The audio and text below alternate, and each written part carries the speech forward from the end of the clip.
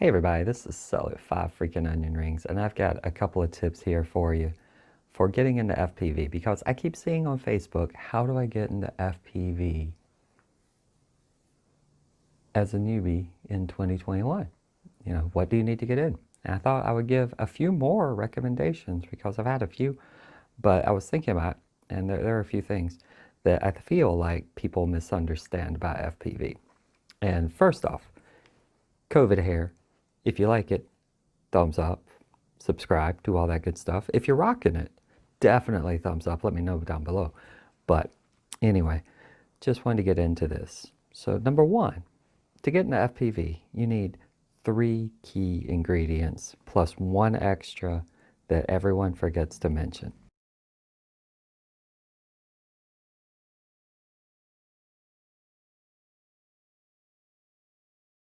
I would highly recommend you go digital.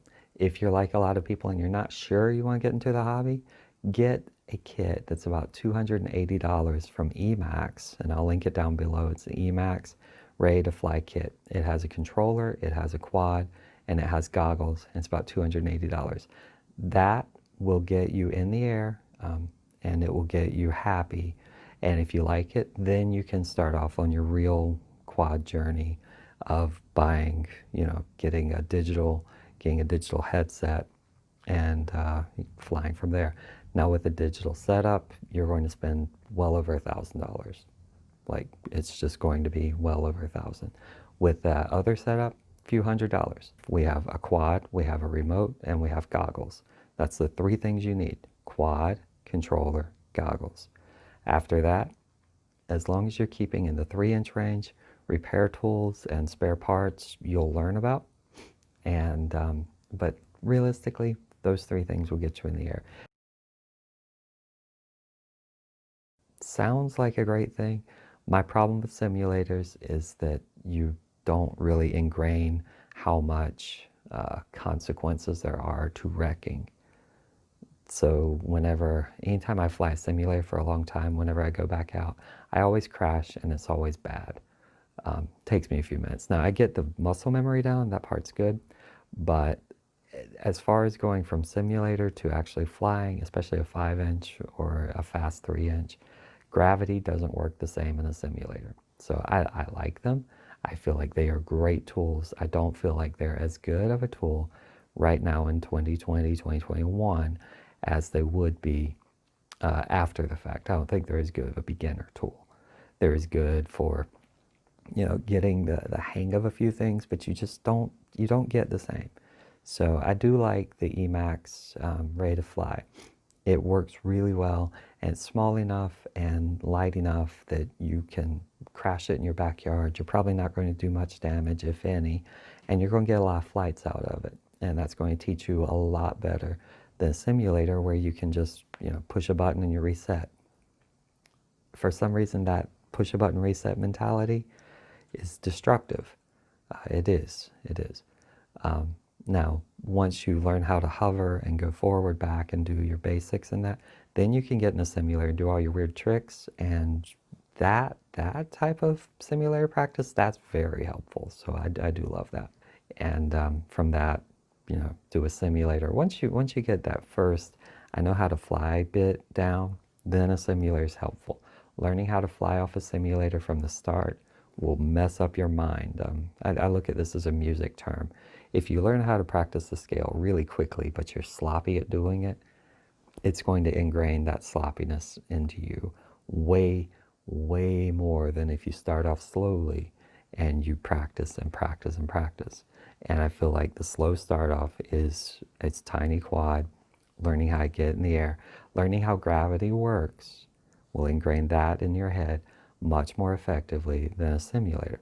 Once you get gravity and the consequences in your head, then you can move to a simulator and start doing a lot of weird tricks, get that muscle memory in, and those will incorporate and work for you far, far better than just being like, okay, I flew a simulator for 20 hours, now I'm ready to go out and fly. Because that first few flights, you're going to have to untrain all of that. Oh, when I crash, there's actual consequences. And you might think in your head, like, I know I can't do this in the real world, but it's ingraining in your brain. And that's just detrimental. You have a quad, you have a controller, you have goggles. Those are three things you need. The fourth thing that nobody talks about, and it is the number one expense by far, is batteries. One of the reasons I like the 3-inch size is that your batteries are normally much cheaper in the 650 to 850 range than they are in the 1500 range, half price normally. I like 2S quads, meaning two cell batteries in series. I like the 2S quads, which are normally about 2 inches in size. They're not too fast, they're fun to fly. Tiro 69's one, and I like the Leader 120. I actually fly a Gep RC4S on 2S batteries because it's slower and it just flies really well on 2S. It's just a nice cruiser. But anyway, 2S batteries are $5 to $10. 4S batteries are 10 to 20, and 6S is on like 18 to 24 range. Obviously, you can go much more expensive. It just depends. But anyway, I like 2S batteries. I'm getting off on the battery discussion. I don't mean to. But your number one expense, everyone's like, ooh, I bought $500 in goggles. If you think about $500 is about 12 batteries for a 5-inch quad. Golly, it is. It's like 15 batteries. So yeah, over time, batteries are going to be your number one expense. So get a good battery charger and get good batteries. One thing in quads that drives me just crazy and it drives me insane about quads, there's a hype machine behind everything and there's a haters club behind everything. So for everyone who loves tattoos, there's going to be someone who hates them. For everyone who loves China Hobby Line, there's going to be someone who hates them. I like Zop batteries. They're ultra cheap, but I also hate them. So I have my own hype and hate club. One of the things I find about FPV is it's so easy to get drawn into the hype on anything new. So be careful. Okay, do a lot of research. I'm promising you, you will save a lot of money by just stepping back and looking at something and deciding if it's worth it. I've seen motors come out 2306, 2306.5, 2307, 2207.5, 2206. I started when it was 2205. People started when it was 1806. Like, all these motors come out and there's a hype train. So much so that there's a freaking motor called a hype train. I mean, my God. But anyway, every time something new comes out, it's the biggest, hypest thing ever, and it's the best thing ever. And I promise you, if you jump on that train, you'll probably have a bad time because you're getting Gen 1 products. And if you know anything about Gen 1 products, it's just a bad time, unless you like experimenting and being on that bleeding edge. The other part of it is that there are so many great products out right now that you can just do a bare minimum of research, check a couple of websites, and get right into it with good stuff. And, you know, it's good stuff. Just make sure you're keeping with good names. I don't mind Eachine, but, you know, their quality sometimes is suspect. Tiro. I'm a huge Tiro fan, but I know what I'm getting. It's cheap. Like, I know what I'm getting if I buy a Tiro 69 or a Tiro 79. I'm getting a quad that flies, that I probably have to modify a bit.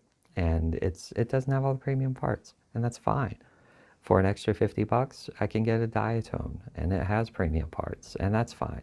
So, I mean, the difference between a Tiro 79 and a Diatone GTR 349 is about 70 or 80 bucks. The flight difference is monumental. But I can get two 79s or I can get one 349. So you see, it's kind of like, you know, sometimes you want more quads, sometimes you want more bare flight experience. So my personal recommendation, it's much easier to start off with something good, and then you'll know what to do to a quad to make it better if you do buy something cheap.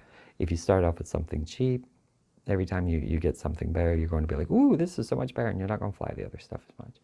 Anyway, so that's my recommendation. If you're getting into FPV 2020, I'm sorry to make this a talking head video, I don't mean to, but if you're getting into it in 2021, start digital.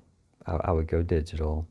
If you're not, if you're getting into it in 2021, If you're not sure you want to be an FPV, I'm telling you, the Emacs ready to fly things, very inexpensive, under $300. It'll get you in. You get goggles, transmitter, batteries, and a quad that flies very well. And that can tell you pretty quickly if you're going to like it, if you're going to want to put more time and effort into it.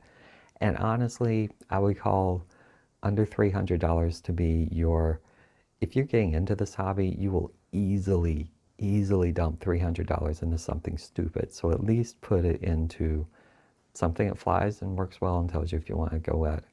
Now, once you get past that and you're like, ooh, I want to get into, good stuff, I would go digital, and you will need a DJI set, you will need a DJI specific quad. It has its own setups and its own controller, or you can modify. But once you go into digital, you have a much bigger ecosystem to worry about. And sometimes you might get an FPV and be like, I like this one experience. Personally, I stay on analog right now. I love it. It's easy. It takes my mind off of my work day. And that's really all I want at the end of the day. It's also, if I were to upgrade to digital, it would cost me another like $2,000 on top of what I've already spent. And I just can't justify that for the digital experience. Doesn't mean I won't do it in the future. Just depends on how money goes. But if I were getting into FPV today, I would start off with a small kit. I keep repeating this. Small kit. I'll link it down below. It's ready to fly kit. You literally just plug in everything and you can go. The more I think about it, the more I talk about it, buy a kit that has everything in it, and then decide if you want to go further. And if you want to go further, then you can look at the nicer things. I say that only because $300 in this hobby is about 200. Yeah, $300 in this hobby is a good battery charger and about 10 cheap batteries. So just know that your budget is going to be way more than you expect. Just know that. So with that being said, buying a good kit that lets you know if you want to get into it for $300 will save you a lot of money in the long run if you decide you don't want to get into it. And it will give you something that you can use later if you do get into it. So it's not wasted money. So yeah, I do actually recommend the Emacs kit above trying to piece together before you piece together. And then if you like the Emacs kit, then go digital. Yeah, actually, that would be my path right now. I just changed my mind in the middle of a discussion. See, this is why I like having an audience, and I like having people who bounce things off of, because it makes me think about these things, and then I'm like, yeah, if I were recommending right now, yeah, I just changed my whole mind. I would definitely go with the kit, something like the Emacs, and then personally I would go analog just for cost, and yeah, build up my kit from there. But if I were doing 2021 and starting from scratch, I would definitely, yeah, the more I think about it, the more I would go. Anyway, that's going to do it for today. I did want to give you a hint about coffee, and I don't know if you know this or not, but any coffee you buy pre-roasted is going to taste far worse than any coffee you roast. And I've tried about 15 different types from Amazon in terms of green unroasted coffee beans, anywhere from $3 a pound up to like $8 a pound. They taste far better than any pre-roasted coffee I've had, and I think it's just the freshness. So the Fresh Roast Coffee Roaster that I have linked down below is amazing and will help you with some really good coffee. Even when you use cheap beans, it will still be far better than what you have in Starbucks, and yeah, or any other, far better than what you can get from any other pre-roasted coffee. And I'm kind of surprised by that, because I haven't had any coffee that tastes better than freshly roasted. Like one day after roasting is the just peak time. So I wanted to say that because I have some affiliate links down below for some coffee stuff, and it's great. So thank you so much. I hope y'all have a wonderful day. Sophie is running around outside, and she is doing very well. So thank you for those who reached out after her illness. She had a urinary tract infection with 2 types of bacteria, and it basically overwhelmed her system to the point that she was honestly on the life-threatening verge, and it happened within a day. So if you have a furry loved one, like if they start acting weird, take them to the vet. She acted weird for about 6 hours, and then I went to sleep and woke up the next day, and it was like bam, right to the vet, and it was just so fast that she was weird and then not functional. And then, yeah, like $1,500 total in vet bills for a urinary tract infection. It just got really bad. So take care of your loved ones, take care of your friends. Goes with the COVID thing. Wear a mask, please. Please, please, please. Like, I don't want to hear anyone getting sick from COVID, or at least preventably sick. Not saying if you get sick, you did something wrong. Just, I've lost too many people to it. So I just want to thank you so much. And I want you all to be safe. And I want you all to be happy. And go out there. And I do want to tell you something. This is from the bottom of the heart. A lot of people seem to think transactionally that if we have winners and we have losers, then that's how the world works. But there are some times in this world where two people can work towards a goal, and because one gets better, the other gets better as well. And so we can all go up. There aren't always winners and losers. There are sometimes some things where two people can go towards a mutual goal and they can both win. There are win-win situations. And that makes me so much happier than to think that because I'm winning, someone else is losing. It's not like that. We're all in this together. So thank you very much. Love you all. Hope you all have a good one. I think with the hair coming out, it just makes me more hippie. I like it. I like it. I like it. So y'all be good. Be good. Be good at it. Talk at you later.